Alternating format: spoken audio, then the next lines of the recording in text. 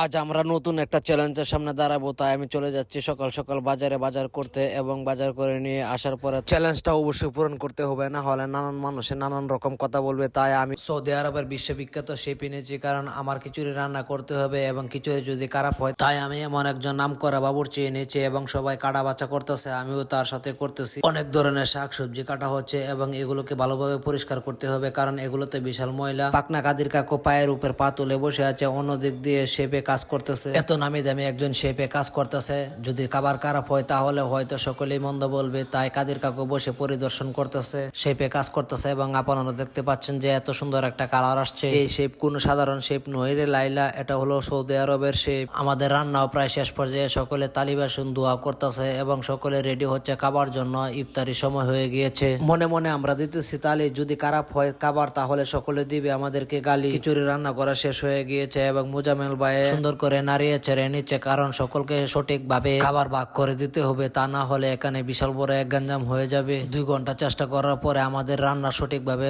পরিপূর্ণ হয়েছে। পরিপূর্ণভাবে আমি আশাবাদী আজকের ইফতারিটা খুব সুস্বাদু এবং খুব স্মরণীয় হয়ে থাকবে। এতক্ষণ আপনারা আমার সাথে থাকার জন্য অসংখ্য ধন্যবাদ।